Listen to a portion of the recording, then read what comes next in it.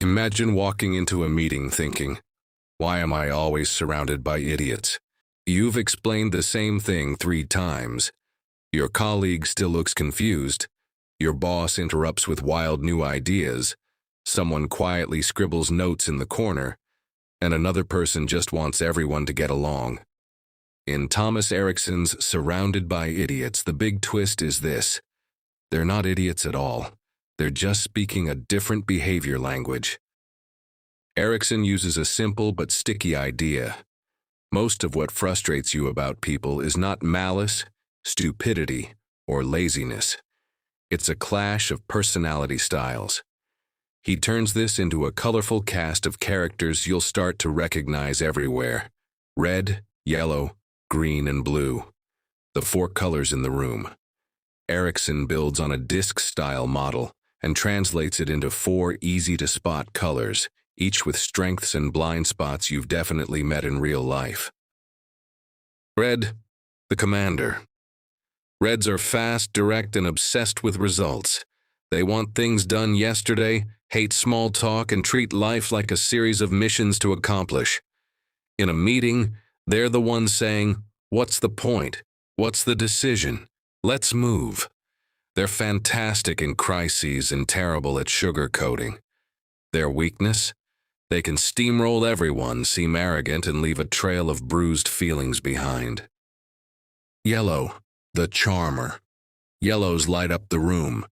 They brainstorm, crack jokes, and turn even a status update into a story. They thrive on ideas and people, not spreadsheets. They're the ones enthusiastically promising, "We can totally pull this off," even when the details are fuzzy. Their energy is contagious, but so is their distractibility. They forget deadlines, jump between projects, and can be all talk, no walk if nobody grounds them. Green, the peacemaker. Greens are steady, patient, and loyal.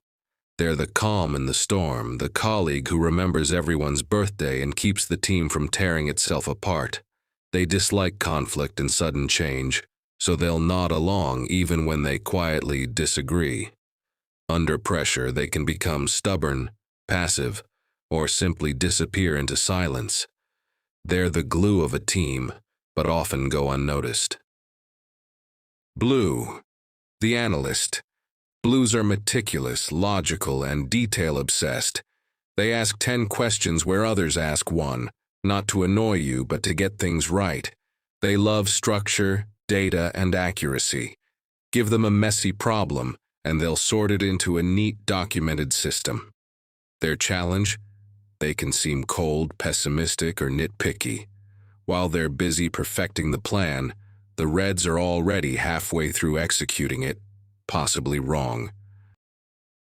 The fun part is that most people aren't pure one color. We're blends. But usually 1 or 2 colors dominate how we behave, especially under stress. The joke's on us. Communication is on the listener's terms. One of Erickson's central punchlines is both uncomfortable and liberating. Communication doesn't happen when you speak. It happens when the other person understands. That means the listener sets the rules. Talk like a red to a green and you sound pushy. Talk like a yellow to a blue and you sound chaotic. Talk like a blue to a yellow and you sound boring. Talk like a green to a red and you sound indecisive. So when you feel they're idiots, Erickson gently flips the mirror back to you. Maybe you're speaking the wrong color language. Instead of pushing harder with your natural style, the book challenges you to adapt. Slow down for greens. Structure your ideas for blues. Get to the point with reds. Bring some energy for yellows. It's not about faking who you are. It's about choosing to be understood instead of just being yourself and staying frustrated.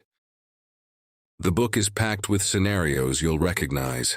The company party where the yellow dominates the dance floor, while the blue wonders why no one followed the schedule. The project meeting where the red wants a decision now. The green wants more time to think.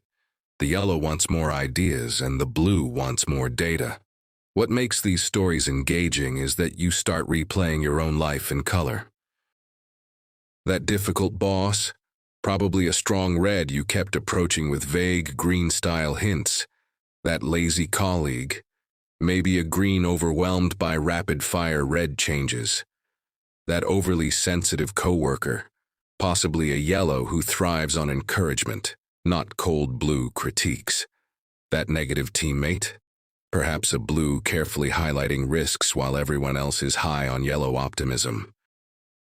As you map people you know onto these colors, the book stops feeling like a theory and starts feeling like a decoder ring for your relationships. Using the colors, from eye rolls to empathy, the real value of Surrounded by Idiots is not just naming people's styles, but using that knowledge to change your behavior. A few practical shifts the book nudges you toward. With a red, get to the point, be brief, talk outcomes and decisions. Don't bury your key message in a long story. They'll respect clarity and confidence. With a yellow, start with the big picture. Be enthusiastic and let them talk. Use examples and stories. Then gently bring them back to dates and details. With a green, be patient. Create a sense of safety and avoid putting them on the spot in public. Give them time to process change and ask for their opinion directly. With a blue, come prepared. Bring facts, documents, and clear logic. Avoid last-minute surprises and emotional arguments. Respect their need to check the numbers. The surprising twist is that once you start doing this, people you once labeled as idiots suddenly become cooperative, helpful, even impressive. They haven't changed. You've just started speaking in a way they can actually hear.